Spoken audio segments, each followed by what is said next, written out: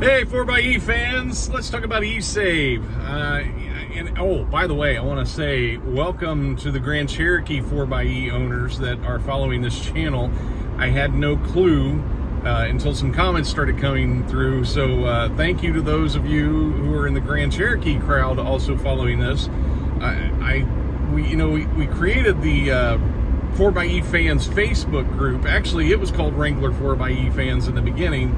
And we realized we needed to open that up to other 4xe owners, and including the Renegade, the Compass, the Grand Cherokee, and everything else that's coming down the pike. And this channel on YouTube has been pretty Wrangler specific, just because that's what I have. I don't have a Grand Cherokee, but I do hope that there is content that crosses over. There are things on the Grand Cherokee that we don't have in the Wrangler, of course, that I will never be able to discuss in here. But I just wanted to welcome you guys, welcome the Grand Cherokee fans. So this video actually applies to both.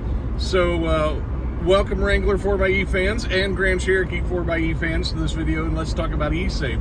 So I've been seeing in the comments people talk about their eSave not charging at the rate that they wish it would, and there's a reason for that. The engineers had to make some decisions as to how aggressive they wanted this vehicle to charge, and the Grand Cherokee, both vehicles.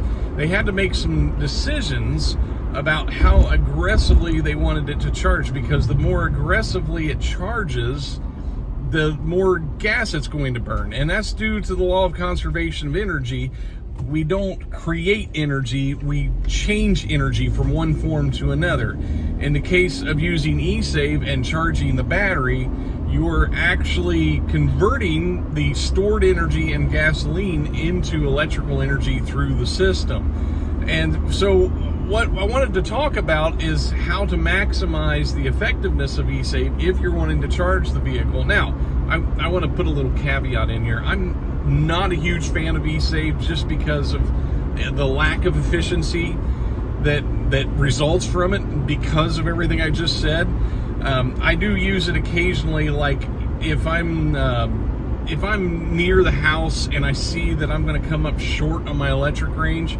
To avoid a short engine run, which can cause an oil dilution issue, which could lead to form, I will go ahead and start the engine and make it run for a few miles rather than doing like a half-mile run on the engine.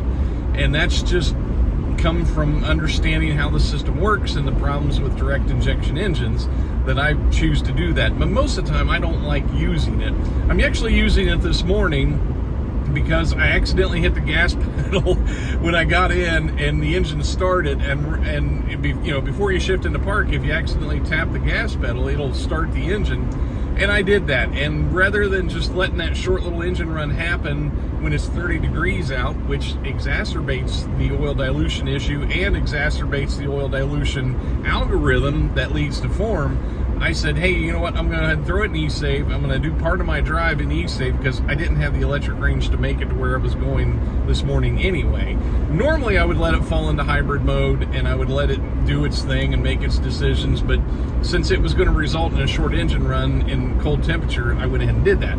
But I wanted to talk about that a little bit this morning because people don't always comprehend why the vehicle doesn't charge in eSave. Now, first of all, you do have to go in your Uconnect and you have to go to the hybrid page and you have to go to eSave, the button, and there are two choices in there. I know you can't see my screen, but just play along with me like you can. There are two settings in there. There's battery save and battery charge. Battery save, of course, will hold it at the level it's at when you select eSave over on the eSelect on the left, and battery charge will actually try to charge the battery. And the big question that I wanted to hope to answer in this video, people are wondering, why when I'm on the highway does it not charge the way I think it should? And other people are saying, well, I went and drove 45 minutes and I got a lot of charge out of mine. It's all speed dependent and it's all demand dependent on the gas engine and the whole hybrid system. And the engineers had to make a decision. How aggressive do we want that thing to charge? Because if we set it too high, then that's going to drive gas mileage down really low. And during the testing, when the EPA did the testing on the 4xe, they used eSave. That's how they established the 20 miles a gallon, 21 miles a gallon or whatever, when most of us are seeing better than that. Because if you use hybrid mode, you're going to get better gas mileage than if you're using eSave. And that's just because of all those laws of thermodynamics and physics and the law of conservation of energy and all that stuff. So the engineers, when they were designing it, had to make some decisions on, you know, if we had this thing, we're running down the highway at 70 mile an hour and we're working on charging the battery, that's going to drive gas mileage down to like 15, 14 miles a gallon. And they didn't want that. You know, the whole purpose behind the Wrangler 4xe was to create something that was a little more efficient. Now, we know it's not going to be that efficient because it's a Wrangler. It's a rolling filing cabinet. But they wanted this thing to be as efficient as it could be. They needed that to happen. So they had to make a very wise decision to vary the amount of charge based on speed, because that's varying the amount of demand that's on the vehicle. So if you're going 70 miles an hour, you're asking a lot of the hybrid system than the gas engine. You're asking a lot. Whereas when you're going 45 mile an hour, 50 mile an hour, you're asking less of that engine, so they can divert some of that energy capture, or energy use, I should say, over to charging.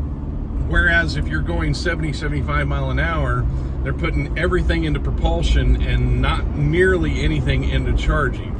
So I hope that explains that. I hope that makes sense to everything I just said. That was kind of random. I know I jumped around there, but I hope that makes sense as to why you may not see the vehicle charge as much at different speeds, because the engineers had to make that decision and they had to vary it based on demand on the system. So there you go. Hope that makes sense. Thanks for watching. Take care.